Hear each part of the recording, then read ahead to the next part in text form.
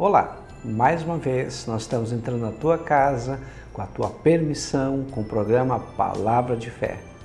Hoje nós vamos fazer uma reflexão muito interessante. É uma palavra bem conhecida, está em Provérbios, capítulo 22, versículo 6. Assim diz a palavra do Senhor. Ensina a criança no caminho que deve andar e ainda quando for velho não se desviará dele. Que palavra linda, né? Essa palavra ela nos remete a algumas coisas bem interessantes. Em primeiro lugar, os pais precisam aplicar um tempo, investir um tempo na educação, no ensino das crianças. Ou seja, a criança não é o futuro, é o presente. As crianças precisam ser ensinadas, educadas, principalmente na educação da Palavra de Deus, porque a Palavra de Deus vai servir para elas como uma base sólida, para quando vier os momentos difíceis, complicados da vida, elas vão saber como se comportar, porque elas vão ver nos pais automaticamente respostas aos seus problemas, aos seus dilemas, aos seus conflitos. Essa palavra ensina a criança sobre os caminhos de Deus também, ela nos remete a uma obrigação então dos pais, do ensino, na educação. Nós não podemos esquecer que Deus é o nosso Pai, então Ele se preocupa também conosco. Na verdade, os filhos crescem, mas parece que sempre são crianças aos olhos do pai ou aos olhos da mãe. Então nós também somos filhos de Deus e Deus também nos ensina todos os dias, a todos os momentos. Por quê? Porque Ele nos ama. Não podemos esquecer disso jamais. Deus, quando criou o ser humano, quando criou o homem e a mulher, Ele tinha um sonho. Qual é o sonho de Deus? O sonho de Deus era transformarmos em pessoas parecidas com Jesus, ou seja, pessoas que pensassem como Jesus pensava, agia como Jesus agisse, pessoas que sentia como Jesus sentia, ou seja, pessoas parecidas com Jesus, ou seja, um filho amado, filho que tem prazer e dá prazer ao Pai. Sabe, queridos, que a questão do ensino, a questão de ter a mente de Cristo é muito importante. Por quê? Porque ou nós abençoamos os nossos filhos, ou talvez até sem querer acabamos amaldiçoando muitas vezes. Mas como, pastor? Eu amo meu filho, como é que eu vou amaldiçoar?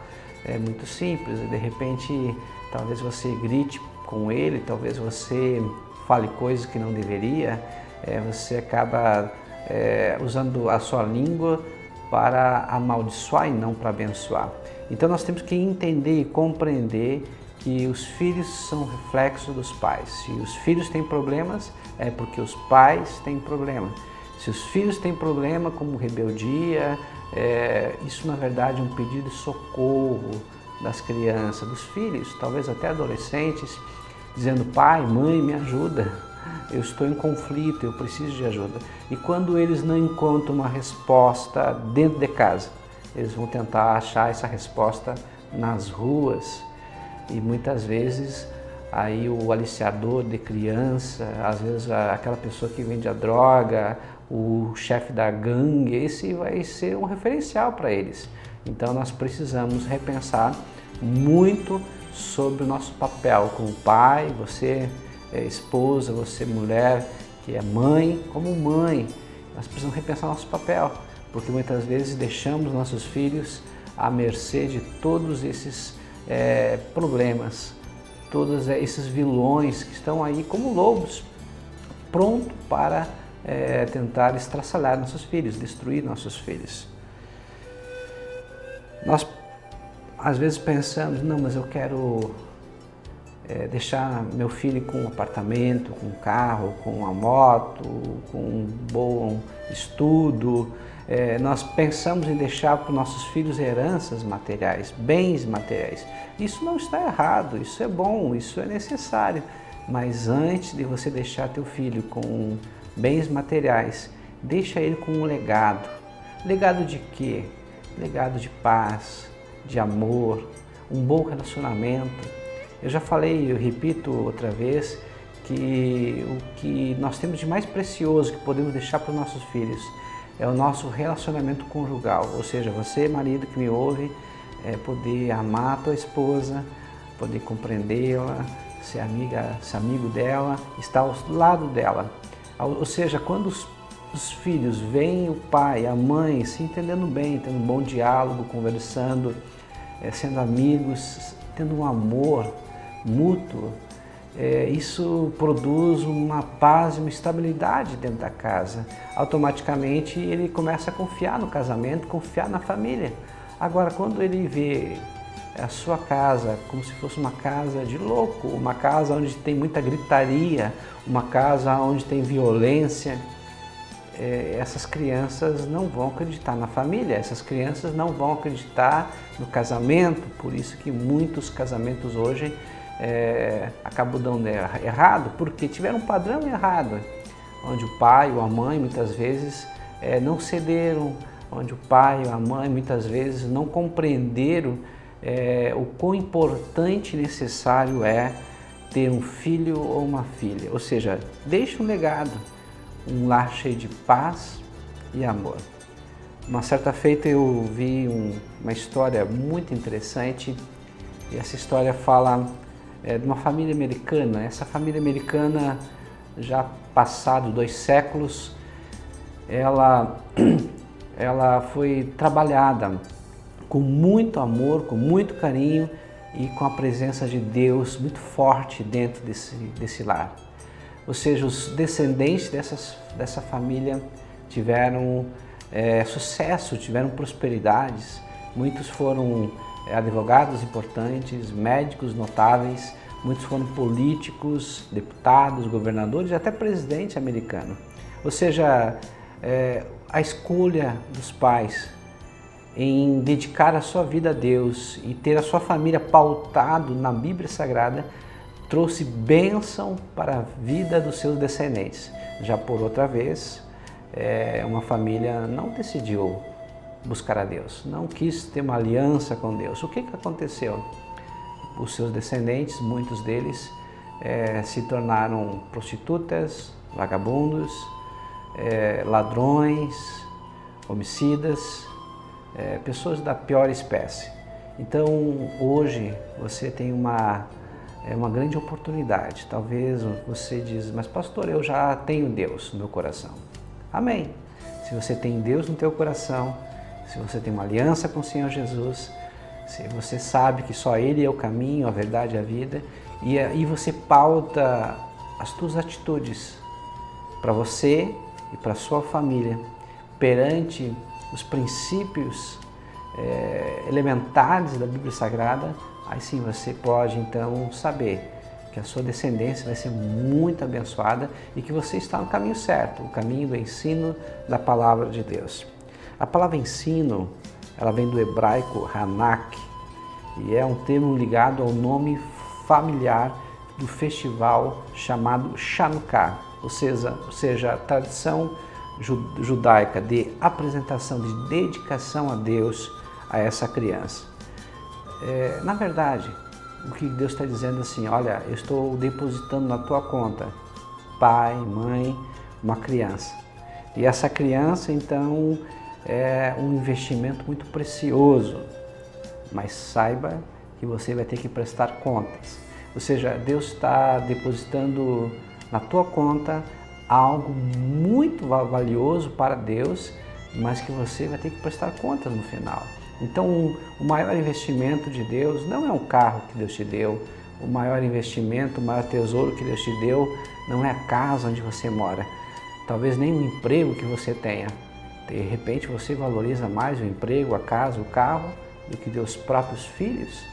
O maior investimento, o maior tesouro que Deus te deu é o teu filho. Por isso, invista tempo com ele.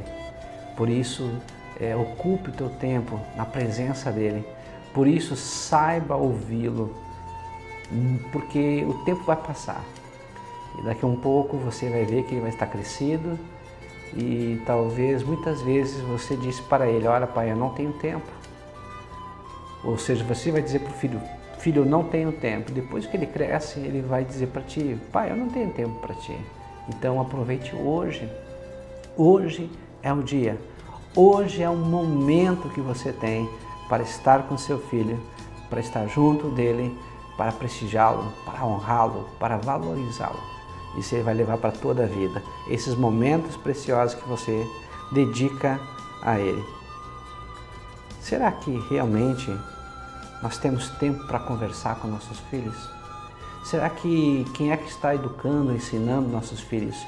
Será que somos nós, ou a televisão, ou a internet, ou os jogos, ou os games? Ou seja, quem é que realmente está educando, ensinando os teus filhos? Quanto tempo ele passa junto do pai e da mãe? Quanto tempo ele passa ligado às redes sociais, aos amigos? Quem é que realmente está influenciando o seu caráter? São perguntas que eu faço hoje. E essas perguntas não é só para vocês, mas é para mim também, porque eu sou pai. A grande questão é que nós estamos vivendo uma grande guerra, uma guerra real. E essa guerra está na mente das nossas crianças. Ou seja, o diabo tentando se infiltrar, tentando poder tomar conta da mente dos nossos filhos. Por isso que existe muitas violências, promiscuidade, por isso que existe pornografia, por isso que existe muito mal. Porque o mal está no mundo e o príncipe desse mundo é o diabo. E muitas vezes nós não entendemos e não compreendemos que o diabo usa de coisas sutis e muitas vezes, e na maioria das vezes, são belas, são bonitos, mas acaba distorcendo a noção da realidade dos nossos filhos. Então vai hoje uma dica para mim e para você: invista mais tempo com os teus filhos. Quem é que está educando teus filhos? É você ou a televisão? É você ou as redes sociais? Quem é o melhor amigo, amiga do teu filho, da tua filha? É você, pai, mãe, ou quem sabe, talvez, a televisão. Eu quero contar uma história só para poder ilustrar essa situação. Era uma vez um homem e ele tinha assim um sonho de se casar. Ele se casou e ele viu que no casamento as coisas não eram tão simples como aparentava ser. Ele foi para uma terra distante, deixou sua esposa na sua casa, ele foi para fazer dinheiro e ele passou num lugar onde tinha um homem muito rico e lá nesse lugar do homem rico ele conseguiu um emprego, ele trabalhou muito tempo e juntou um bom dinheiro. Quando estava para sair, o homem rico disse assim: olha, eu te quero como um filho, mas eu troco tudo que você tem por 3 conselhos. Esse jovem, que agora já não era mais tão jovem, passaram-se vários anos, ele disse: poxa vida, mas você disse que me quer como pai e me faz essa proposta indecente?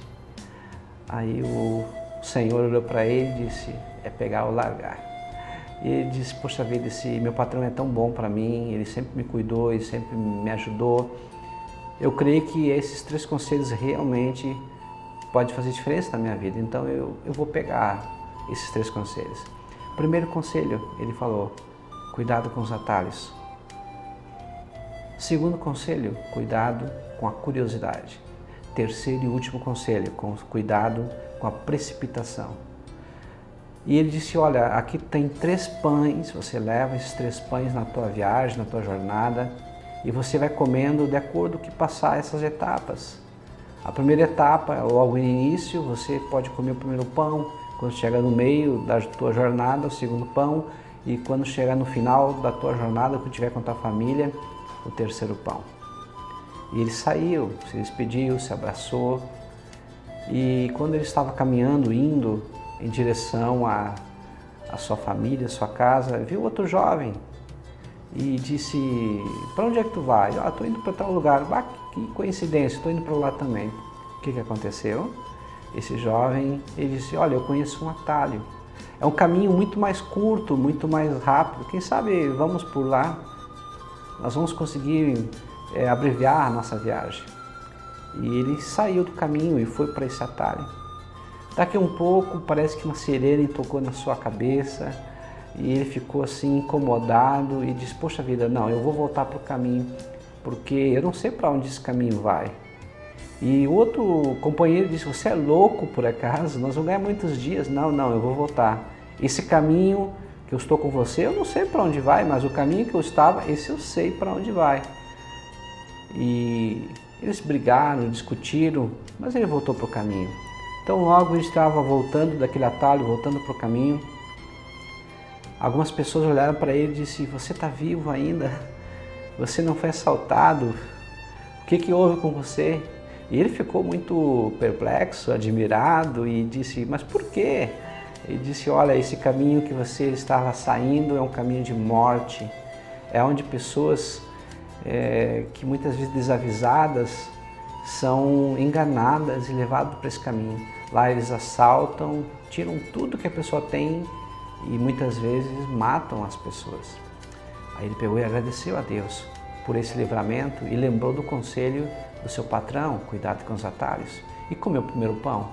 Passando mais um tempo, ele chegou até metade da sua jornada e lá tinha uma hospedagem e se hospedou. E estava cansado, tomou um banho e comeu. E daqui um pouco passou o restante do dia, já estava à noite e ele viu uns barulhos. E ele ficou muito intrigado, muito curioso com aqueles barulhos. O que aconteceu? Ele pegou e foi até a porta, ele ia abrir a porta e ia lá fora para ver o que estava acontecendo. E ele lembrou do segundo conselho, cuidado com a curiosidade. Ele fechou a porta cuidadosamente e dormiu. No dia seguinte, ele foi tomar café e o dono da hospedagem perguntou para ele, olha, você ouviu os barulhos? Ouvi. Você não ficou curioso para ver o que estava acontecendo? Fiquei. Por que você não foi ver? Olha, eu tenho um patrão muito bondoso, muito sábio, e ele me deu 3 conselhos. E um dos conselhos, que é o segundo, é cuidado com a curiosidade. Aquele dono da hospedagem disse, olha, eu tenho um filho muito amado, muito querido, mas de vez em quando ele fica meio louco, parece que um espírito ruim toma conta do corpo dele e ele faz coisas que a gente não acredita. A última, ele matou uma pessoa que estava hospedada, inclusive no quarto onde você está. Mais uma vez, ele agradeceu a Deus e também comeu o segundo pão. E ele estava indo agora, chegando em casa, ele conseguia ver a floresta que tinha perto da sua casa, conseguia enxergar a sua casa e o coração começou a bater mais forte, e ficou feliz, ficou alegre e começou a correr em direção à sua casa. Quando ele estava ainda naquele mato, naquela floresta, de longe ele avistou sua casa, sua esposa, e avistou sua esposa agarrado com um homem.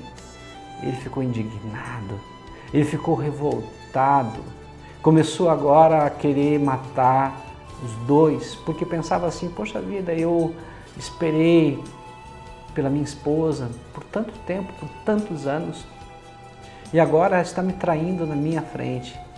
Pegou a faca e disse, vou matar os dois agora. Estava caminhando a passos lentos, cheio de raiva, cheio de ódio, e aí ele lembrou do terceiro conselho, cuidado com a precipitação. Ele pegou e parou e disse, não vou fazer isso hoje, vou fazer amanhã. Amanhã eu vou conversar com minha esposa, vou falar tudo para ela e vou dizer que está acabado, está terminado o nosso casamento. No dia seguinte, ele chegou, bateu na porta, a sua esposa abriu a porta com um sorriso bem largo e quis abraçá-lo. E ele disse, não, você não vai me abraçar, você é uma traidora, você é uma adúltera, você não foi fiel a mim. E ela disse, mas como? Todos esses anos eu fui fiel a ti? Não, se alguém me contasse, eu não acreditaria. Mas eu vi com meus próprios olhos que você me traiu. E ainda por cima com um homem, pelo visto, bem mais jovem do que você. Ou seja, você não tem vergonha na cara? E ela começou a rir. E daqui a um pouco saiu do quarto, de um outro quarto, um jovem. E ele olhou para aquele jovem, parece que estava olhando para si, quando eles se casaram. E ela disse, aqui está o teu filho, aqui está o teu pai. Ele ficou envergonhado, ele ficou agora tímido, ficou agora sem saber o que fazer. Se abraçaram, se beijaram.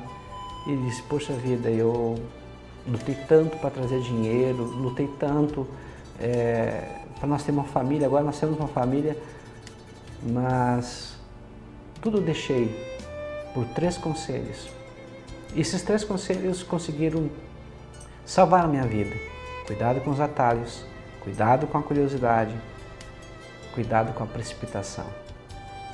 Aí os 3 abriram aquele último pão e dentro desse pão todas as economias que tinha granjeado, que tinha conquistado, estavam lá. E eles agradeceram mais uma vez a Deus por essa situação.